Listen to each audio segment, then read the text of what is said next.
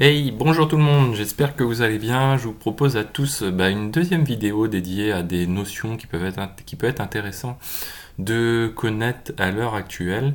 Aujourd'hui, on va s'intéresser à l'opposition de deux styles, le style impératif et le style déclaratif.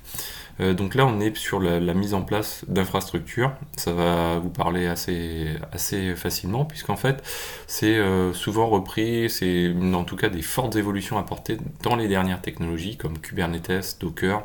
Le cloud aussi apporte aussi cette évolution-là, cette opposition entre le style déclaratif et impératif. Quand on parle de technologies un petit peu actuelles, on utilise souvent des fichiers de configuration, donc déclaratifs, et puis quand on a des technologies un petit peu plus anciennes, on est plutôt sur du mode impératif. Alors, qu'est-ce que le mode déclaratif? Donc déclaratif, c'est ce que je vous rappelle, c'est ce qu'on utilise un petit peu dans les nouvelles technologies, Docker, etc. Alors déclaratif, c'est assimilable en fait à descriptif. C'est-à-dire, ça va être un fichier dans lequel on va décrire les choses, ce qu'on va souhaiter avoir. Alors, les exemples qui sont parlants, comme système déclaratif, c'est par exemple Docker Compose.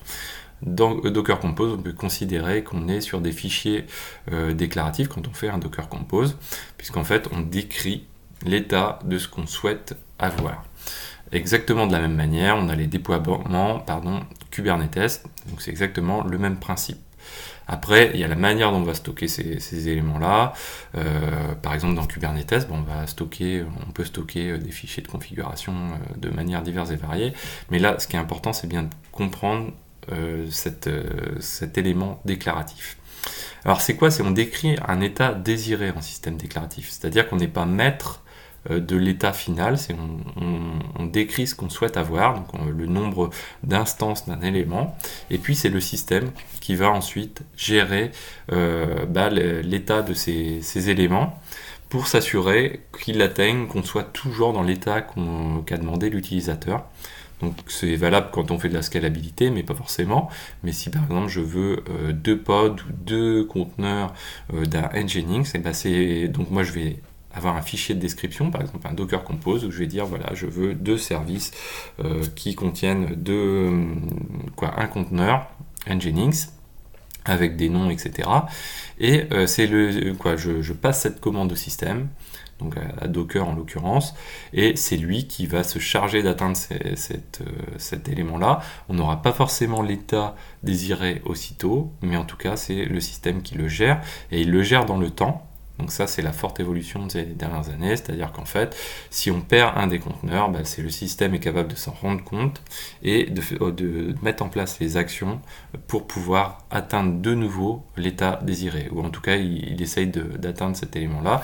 Donc c'est l'atout principal, un des atouts principaux, l'auto-réparation.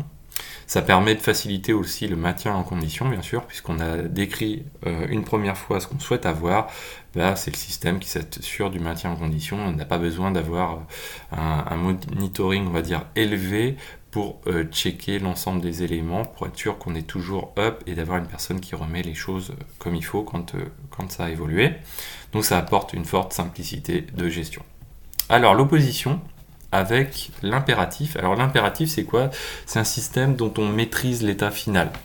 Le meilleur exemple, c'est quoi? Donc on a vu l'installation par exemple d'un Nginx avec un fichier de description comme on peut avoir avec un Docker Compose. Si on fait l'installation d'un Nginx à la main, ça va être apt-get install Nginx. Donc là, on est sur un état impératif puisque c'est l'utilisateur lui-même qui dit voilà, j'installe Nginx. Si je fais un service Nginx start, clac, je suis utilisateur, je décide et c'est moi qui réalise la commande. Donc je ne décris pas ce que je souhaite, mais je réalise directement ce que je souhaite.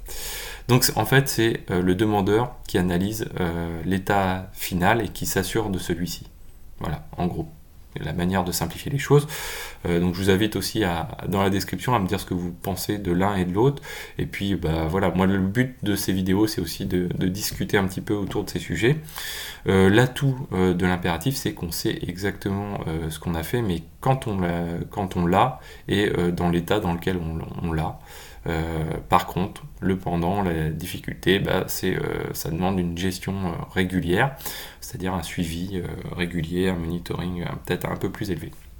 Voilà, donc n'hésitez pas à commenter autour de cette opposition de système déclaratif et impératif. Dites-moi ce que vous préférez. Je sais que en fait, ça peut être discutable. En fait, il y a quand même un effet de mode sur cet effet déclaratif qui fait que voilà, toutes les technos actuels fonctionnent sur du mode plutôt déclaratif.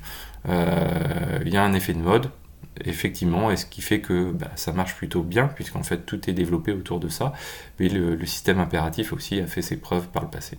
Voilà, donc n'hésitez pas à commenter, à mettre des pouces bleus, à vous abonner pour ne pas manquer les prochaines vidéos. N'hésitez pas à consulter en ce moment les autres vidéos dédiées à Ansible, par exemple, la mise en pratique d'un cas concret Ansible. Et je vous dis à très bientôt sur Xavki.